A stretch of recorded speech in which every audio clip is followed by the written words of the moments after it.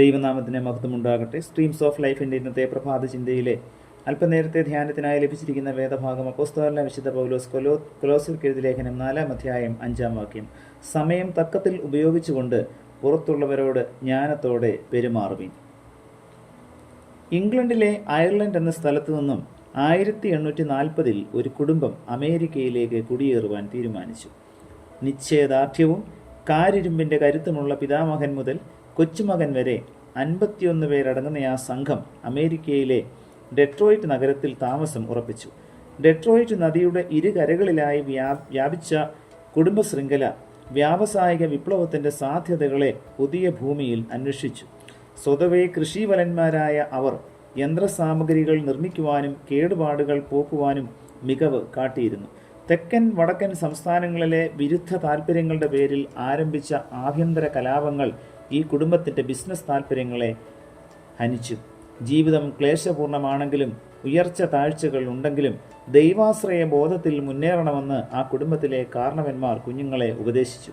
ധനവും പ്രശസ്തിയും ദൈവദത്തമാണെന്ന് അവർ പുത്തൻ തലമുറയെ പലപ്പോഴും ഓർമ്മിപ്പിച്ചുകൊണ്ടിരുന്നു. ഒരിക്കൽ അമേരിക്കയിലേക്ക് കുടിയേറിയ ഫോർഡ് കുടുംബത്തിലെ പിതാമഹനോടൊപ്പം കൊച്ചുകുട്ടികൾ ഉദ്യാനത്തിലൂടെ നടന്നുകൊണ്ടിരിക്കുകയായിരുന്നു. അവർ വഴി നടക്കുമ്പോൾ ഒരു പെനി നിലത്ത് കിടക്കുന്നത് ശ്രദ്ധിച്ച വല്യപ്പൻ അതെടുക്കാൻ കൊച്ചുകുട്ടികളോട് ആവശ്യപ്പെട്ടു. അവൻ അത് അനുസരിച്ചു. പിന്നീട് വൈകിട്ട് പ്രാർത്ഥനയ്ക്ക് എല്ലാവരും ഒന്നിച്ചു കൂടിയപ്പോൾ ഹെൻറി എന്ന 3-ാം തലമുറക്കാരൻ വല്യപ്പനോട്, ഒരു പെനി നിലത്ത് കിടന്നാൽ എന്തു പറ്റും?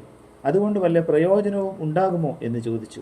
വല്യപ്പൻ കൊച്ചു ഹെൻറിയെ അടുക്കൽ വിളിച്ചു പറഞ്ഞു, നാം ഒരു ദ്വീപിൽ ഒറ്റയ്ക്കായി പോയാലും ആ പെനി കൊണ്ട് ഉപയോഗമുണ്ട്.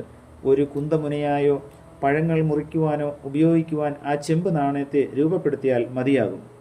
ഹെൻറിക്ക് അത് വേദവചനമായി. നാണയത്തിൽ നിന്ന് കുന്തമുനയിലേക്കുള്ള രൂപാന്തരം കൊച്ചു മനസ്സിനെ സന്തോഷിപ്പിച്ചു. പറമ്പിലും വഴിയിലും ലഭിക്കുന്നതെല്ലാം ശേഖരിക്കുവാൻ ശീലമാക്കിയ ഹെൻറി സ്വന്തമായി ഘടികാരങ്ങൾ ഉണ്ടാക്കുവാൻ ആരംഭിച്ചു. ജർമ്മനിയിലെ നിക്കോളാസ് ഓട്ടോ രൂപകൽപ്പന ചെയ്ത യന്ത്രത്തെ രൂപാന്തരപ്പെടുത്തി പെട്രോൾ എഞ്ചിൻ ഉണ്ടാക്കി. പകൽ YMCA സ്കൂളിൽ പഠിച്ചു. രാത്രി വീടിനടുത്ത് നിർമ്മിച്ച വർക്ക്ഷോപ്പിൽ പുതിയ എഞ്ചിൻ നിർമ്മിച്ച് 1886 മെയ് മാസത്തിൽ 4 ചക്രത്തിൽ ഉരുളുന്ന കാർ നിരത്തിലിറക്കി. യന്ത്രസാമഗ്രികളെ നിരന്തരം പരിഷ്കരിച്ച ഹെൻറി ഫോർഡിൻ്റെ പ്രശസ്തി ലോകമെങ്ങും എത്തി. ഇന്ന് നമ്മുടെ നിരത്തുകളിലും ഈ വാഹനം ഓടുന്നു. പ്രിയരെ, ചെറിയ കാര്യങ്ങളിൽ പോലും കൃത്യത പുലർത്തിയ ഫോർഡ് എന്ന മനുഷ്യസ്നേഹി ആയിരങ്ങളെ ഇന്നും സഹായിക്കുന്നു. ഫോർഡ് ഫൗണ്ടേഷനിലൂടെ താങ്കളുടെ ജീവിതത്തിൽ കൃത്യത പുലർത്തുവാൻ കഴിയാറുണ്ടോ?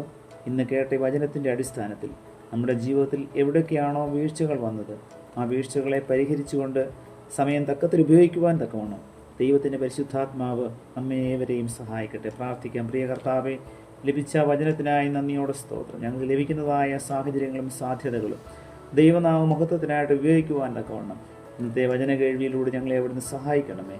പുത്രൻ്റെ നാമത്തിൽ പ്രാർത്ഥന കേൾക്കണം പിതാവേ. ആമേൻ.